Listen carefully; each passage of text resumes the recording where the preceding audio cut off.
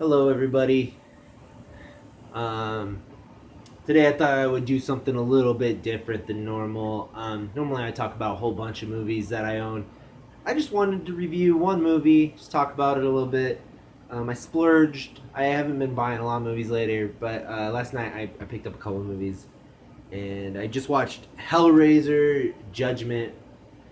Um, I was excited about this movie because it looked like there was a lot of cool monsters in it. I'm definitely a real effects kind of guy. I like practical effects a lot. And the last Hellraiser was astonishingly bad. Considering, let's see, in the last 10 years, I saw Hellworld. There was one after Hellworld about a cult who were committing suicide so they could meet Pinhead or something. They were shooting themselves. I don't even remember the ninth one. Right? Was that nine? No, that was seven, eight, and then nine was the last one. I don't even remember. Revelations, maybe. I don't remember the tagline for the last one. The last one was like a bad fan fiction to the series, I guess. Um, as far as Hellraiser goes, this is the 10th film, by the way. As far as Hellraiser goes, I like 1 through 3 a lot. I really Hellbound's my favorite. The second Hellraiser is a really good movie, but the third one's fun, and the third one was my introduction to the series. Actually, I saw Hellraiser 3 before I knew anything else about the series, and then I saw 1 and 2, and I read the book Hellbound, the Hellbound Heart, and I read the Scarlet Gospels. Um, Pinhead is scary to me.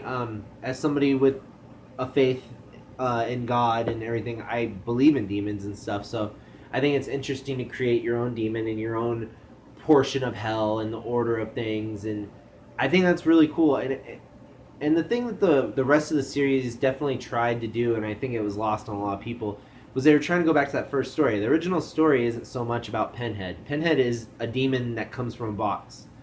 It's more about Julie and creepy Uncle Frank coming back from hell to come back to Earth and escape, hell. The second one definitely is more about the Cenobites and everything, and then the third one's just Pinhead is Freddy Krueger type shit, cracking jokes and just silliness. As you go on, Bloodline, they kill Pinhead at the end. He blows up in outer space, and so and then the fifth and sixth one was like a cop story type thing, detective shit. They go into like dark cop things, and this kind of reminded me of Inferno a little bit. This is a lot better than Inferno in my opinion. Hellworld was interesting because they were trying to use video games or something, but man, that series just has gotten really awful. And they haven't released a Hellraiser movie in a while. They did the fan fiction one that I just mentioned, the ninth one. It was so bad. Um, but this kind of, I don't know. This was a fun monster movie. It's not up there with even Hellraiser 3. It doesn't even come close to Hellraiser 3, but it definitely redeemed what the last movie did to the series, because the last movie was just like, oh my goodness. I felt like it's a bad movie, man.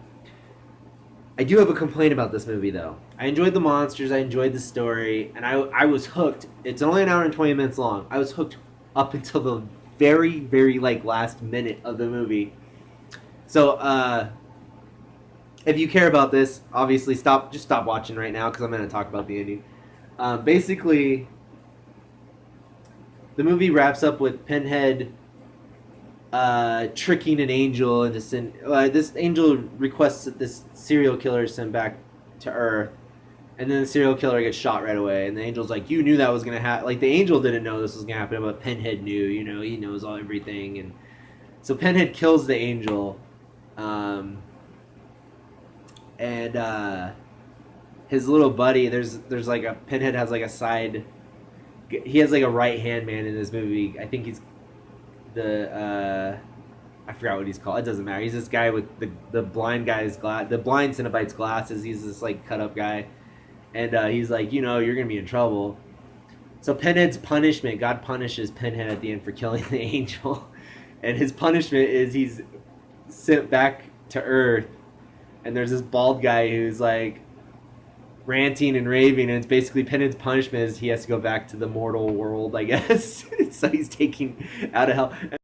I'm running out of space on my phone, so we're gonna have to end this pretty abruptly here.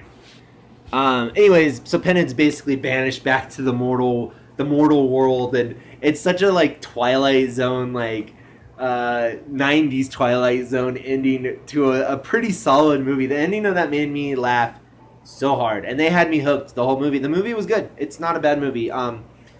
For a Hellraiser movie, I would say it even topped Inferno. I thought Inferno was pretty cool at its, for its time, but this was cool. This was kind of nice to have a decent Hellraiser movie again.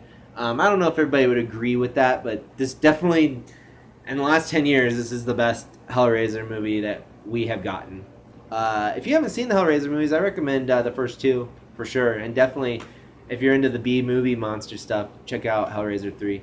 But there's a movie review for y'all. I will talk to y'all later. I love you guys. Bye.